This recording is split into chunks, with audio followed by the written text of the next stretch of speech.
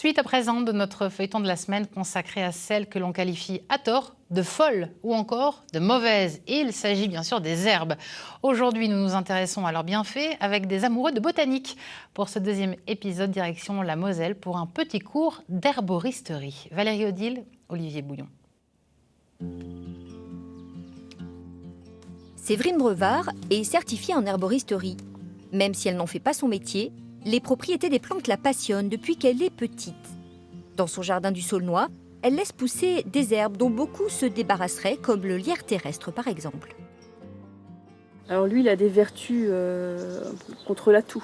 Il a beaucoup de tanins, donc on l'utilise pour sécher des toux productifs par exemple, et puis il est bourré de vitamine C. Autre plante envahissante qu'elle utilise régulièrement en tisane, la mélisse. Elle a des vertus déjà apaisantes sur le système nerveux, mais aussi digestif. Souvent, les deux sont liés. Et donc, une tisane de mélisse seule ou agrémentée d'une autre plante est très souveraine le soir, par exemple, pour bien digérer, pour bien dormir ensuite. Selon les herboristes, les mauvaises herbes aussi ont des principes actifs bons pour la santé. Alors, pour mieux en extraire les molécules actives, Séverine fabrique des solutions hydroalcooliques, même avec des plantes que l'on redoute parce qu'elles piquent, comme l'ortie. La teinture mère que je réalise là, elle va pouvoir soigner les petites douleurs articulaires, mais surtout les allergies saisonnières. En ce moment, ce sont les graminées. Et donc, pour ceux qui n'aiment pas les tisanes ou de façon plus pratique, prendre la teinture mère, on prend quelques gouttes 2 à 3 fois par jour. Et donc, cet antihistaminique puissant soulage les yeux, soulage le nez des allergies saisonnières. Et des plantes bonnes pour la santé humaine, il y en a plus qu'on ne le pense dans nos jardins. En réalité, si on laisse la nature s'exprimer, on a une véritable pharmacopée à ciel ouvert.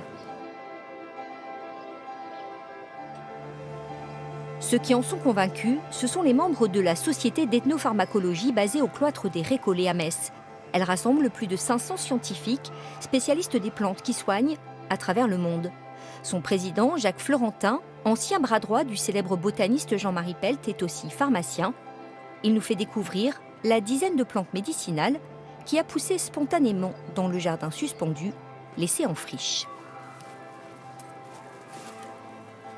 Une très belle plante qui fleurit sur le jardin, l'Achillée millefeuille.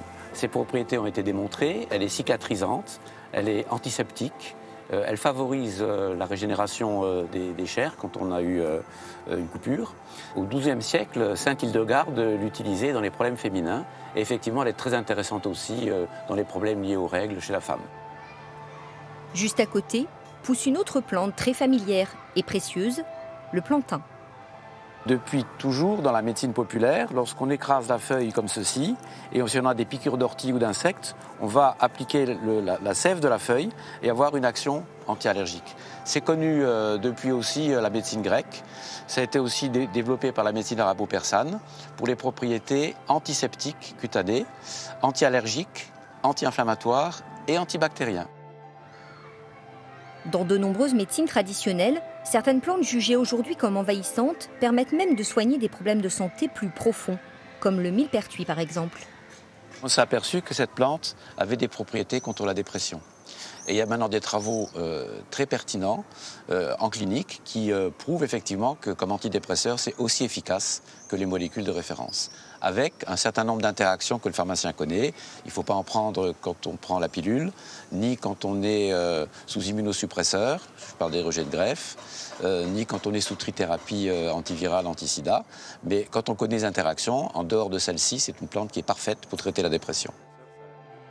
Il faut donc rester prudent quand on veut les utiliser et ne pas hésiter à en parler avec son pharmacien ou son herboriste pour choisir les formes, mais surtout les doses les mieux adaptées.